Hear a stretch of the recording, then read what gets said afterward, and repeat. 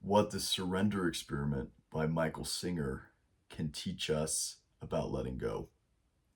Hi, guys, I'm Ian McMinn, and this is Path to I Am. What the Surrender Experiment by Michael Singer can teach us about letting go. This book, by the way, the author wrote another one that a lot of people are familiar with, The Untethered Soul, which I actually have not read myself. I've heard a lot of good things. The Surrender Experiment, from what I understand, it's a very different book from The Untethered Soul. The Surrender Experiment itself, so written by Michael Singer, who's a very interesting character, as you can see in the book. Effectively, in this, he writes his life story, told from the perspective of this same single principle that is the kind of golden thread connecting all the different parts of his life, which is surrender. Um, just a brief overview of the book, and really, I will say it. Knowing a little bit of the details, it doesn't do it justice. It doesn't spoil the book, um, but it can just give you an idea of what it's really about. So Michael Singer he's still kicking. Um, but tells his story of starting out in Gainesville, Florida, as a PhD student in economics. That's very analytical, very by the book, and just kind of a logical, kind of clean cut guy. Um, that ends up getting exposed to meditation and really falls in love with it. He realizes one day that he has this voice in his head. He's never noticed it, or he's never been aware of the fact that he has this voice in his head that's always talking, and it's not him. So it leads him down this path of meditation. And long story short, he ends up building this meditation hut in the woods in the middle of Gainesville, out in the boonies. Builds this hut, and he's living in like a van out there. He's this broke economics PhD student. And he spends all of his time meditating. And at one point, he has this realization that that even though he's been meditating and he's been going deep, that really he's been trying to control his experience through a spiritual discipline. So this is very interesting. And what he realizes is actually virtually 99.999% of his life is doing things through around him, and that he's essentially responsible for next to nothing. And the only thing he's really responsible for is whether he goes with the flow of his life or whether he goes against it. And so this is the concept of surrender. That is he surrendering to what's coming up in the present moment and being open to it. So long story short, he gets led on a series of adventures. Someone asks him to do renovations on a home. He knows a little bit of handyman work, so he has resistance to that. He surrenders to that. Someone ends up, that guy refers him to someone else to build a house, which he doesn't know how to do, but he surrenders to that and he learns how to build a house. And he does it. And before long, he's built this construction company that has, I forget the name of it, but very lovely, kind of positive, good vibes, spiritual type name for it. And then a few years later, there's a series of adventures he tells in his life about the kind of magic of surrender. But he walks into Radio Shack a few years later. He's built this multi-million-dollar construction company, and he sees this computer. He falls in love with it, and it leads him on this journey to build this billion-dollar tech company. And all the while, he's this long-haired hippie that's just surrendering to what's coming up. Oh, I'm being asked to do this. Oh, I'll surrender to it, and I'll do it. Even at one point, doesn't realize he has an exam, or it's not an open book exam, and it's going to determine whether he gets his degree or not. And he just surrenders. He goes, I'm going to open to a random page in the book, and I'm just going to look at it, and it ended up being the exact page in his test. The test was on, so he passed with flying colors, right? So there's all these cool stories from his life, the point is, and I didn't really spoil it. I mean, these things are like on the back of the book, that he built this big company and all of this. But what I love about it is it's very there's no BS. It's a very real story. And he often talks about how, and this is something I mentioned yesterday, when we're on, I call it being our ideal self, being in our I am. He calls it being in surrender, and surrendering to the moment and being engaged with it, and going with the flow.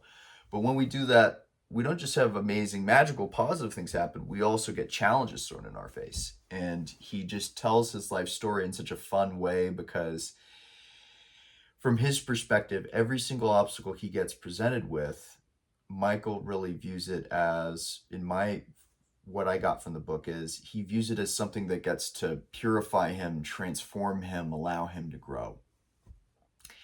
And and he goes through real stuff. He goes through a divorce early on when he has a spiritual awakening, and he ends up in a huge legal battle because he's builds this huge business, and there's this big deal that happens, and it's this super stressful thing because he gets sued, and he talks about it through this lens of surrender, and you really see like he's taken care of. But because he surrenders with the flow, as a commenter asked me, do you surrender? Commenter yesterday, I believe it was Mario. Shout out to Mario. Do you surrender, Ian, and trust that everything's going to be okay? Yes. This video is an answer to that. Yes. And also, some of what's being taken care of might be getting sued for 7 years and getting taught how to let go, right? That's what happened to Michael, this huge company. They get involved in this big deal, and it's a great book. I really recommend it. So that's what surrender is. And obviously in the context of what I talk about, I have a bit of a different approach. It's not just surrendering and going with the flow. I like to come at it from a telling you what to do instead of what not to do, right? So letting go is kind of don't try, or it's a process of telling you to stop doing something. I like to tell you what to do instead. And it's this idea of I am, say to yourself as you're falling asleep at night, I am, I am, I am, you are, you are, you are, I am, I am. That just be in that knowing. It's something you can always know. Start building that in. Do it as you fall asleep. Drop that into your subconscious mind at night. Just the simple knowing, I am, I am. Wake up that way. Just do that. In any mundane moment you can remember, just come back to I am, I am, I am. Because it's this knowing where there's no resistance. There's no resistance to that fact. And so this is how I like to help achieve, as a byproduct of being an I am, I am, I am aware that I am. I get to be in surrender. I get to be in letting go. And and I get to be my ideal self. And hey, it may involve some really big thing happening that's a big challenge. For example, I love this channel. It's grown me so much. Every time someone expresses love and gratitude, it fills me up. I really want you guys to know that. When I reply to your stuff, I'm over the moon. When I say thank you, I mean it. There's nothing about it that's robotic. It fills me up so much. And so I'm losing my train of thought. Oh, yes. So it's been incredibly rewarding, and there's been challenges. That there's I'm putting myself out there, and I'm visible, and it's very vulnerable. And so and anyone can come in anything, right? And so it's grown me. So it comes with the joy, and then it comes with the obstacles, but the obstacles are an extension of joy. They're joy in disguise. they are another form of joy, because the only reason why I experience them as obstacles is there's something in the way that I get to let go of that leads me to greater joy in my life. It leads me deeper into my I am conviction. It leads me deeper into surrender. And so that's this idea that Michael Singer talks about, essentially. I mean, he doesn't bring up the I am piece, but it's the same phenomenon. It's just different words. And it's just really cool because there's so many, I mean, there's really so many cool things that happens in his life.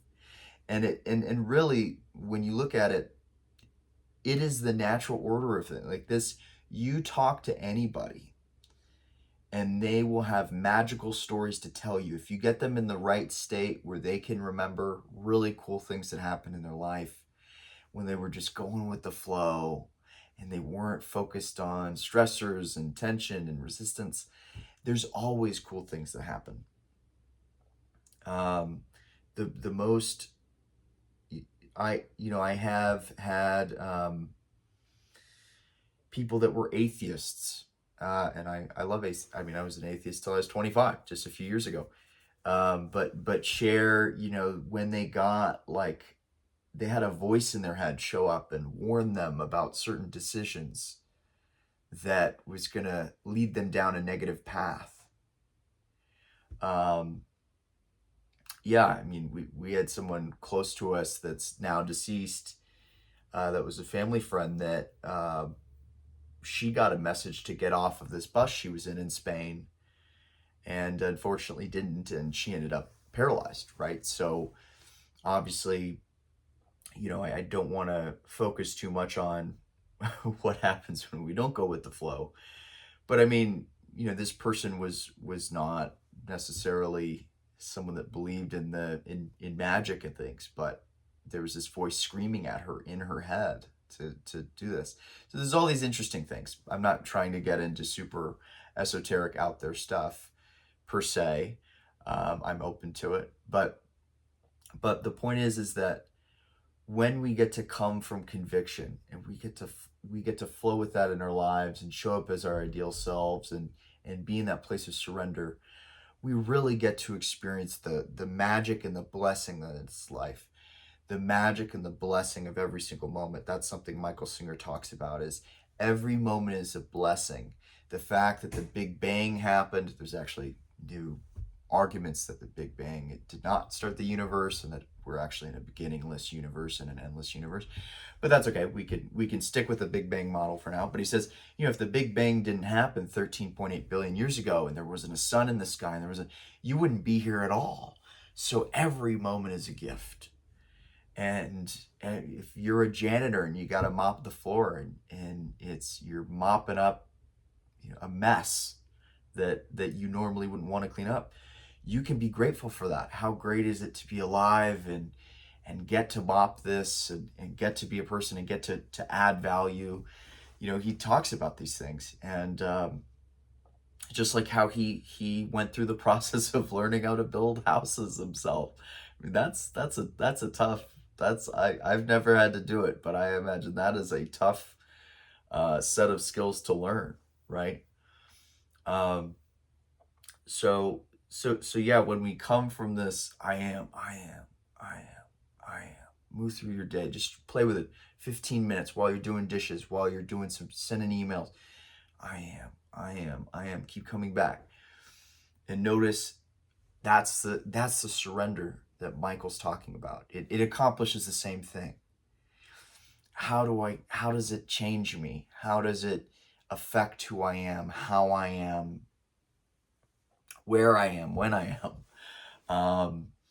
And yeah, do I get to start seeing each and every moment as a blessing? And there may be magical things that happens, right? I may get guidance. I may have things show up. He has many stories of really fantastical stuff happening in his life. And that it's kind of the natural order of things.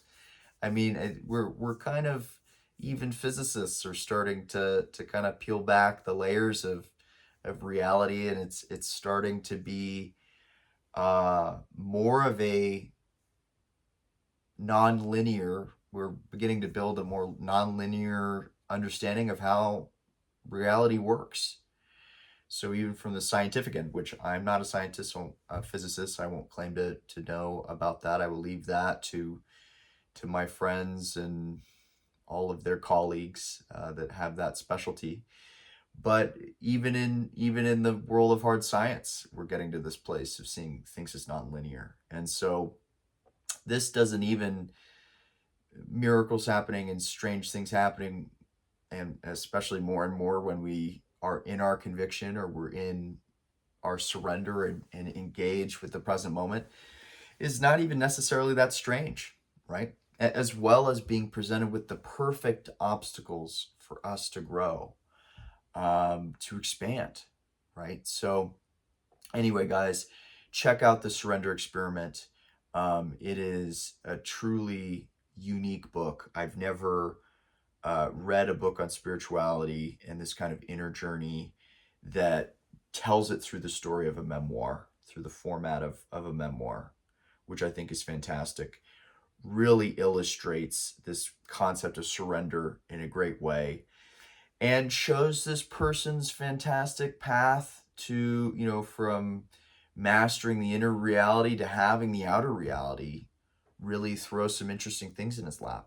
I mean, he has this awesome meditation temple in Gainesville. I think it's called Temple of the Universe or something. You can go and meditate there. And he has this billion-dollar company he built and the multi-million-dollar construction company, and ended up getting remarried and having awesome, beautiful kids, and lives on this gorgeous big old plot of land in the woods. And yeah, is friends with Tony Robbins, and I mean, pretty fantastic, right? And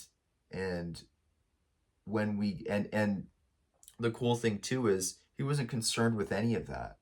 He was just interested in surrender, being one with the moment, flowing with what was going on, and seeing where the magic in his life took him, and just being grateful in every moment by surrendering into it. And it took him some pretty cool places. And I think that honestly, those big things that I mentioned from his life, they're not the main attraction. The main attraction is how fulfilled he got to be in each moment along the way. And that's where the richness is. And he just articulates that so well in the book. So I really recommend Surrender Experiment by Michael Singer. Yet again, I've only read the print version. I have not read the audiobook, but the audiobook is on Audible and Spotify Premium, and he reads it himself. He's got a pretty good reading voice. So I highly recommend it. So anyway, guys, this is what the Surrender Experiment by Michael Singer can teach us about letting go. I hope you enjoyed it today. I'm Ian McMinn, yet again, Path to I Am. I have links below, 5 different links for my website where you can check me out and reach out. A link in the description for 30-minute coaching session, 60-minute coaching session, donations as you like, and a link to my podcast, the I Am Podcast, which is currently on Spotify. It will be elsewhere. And those are all those links I mentioned are in the description. So yeah, I hope you guys enjoyed it today. Yet again, whenever you say thank you and I reply, it's really is genuine. I really appreciate it. We just got to 100 subscribers. I record these videos a day ahead of when I post them. I got that this morning. So exciting. I'm so overjoyed, guys. I really love getting to do this. And so thank you for just seeming to enjoy it, seeming to get something out of it. And it really means a lot. So I hope you guys enjoyed this one as well today. And I will get to see you guys on the next video. Thanks so much.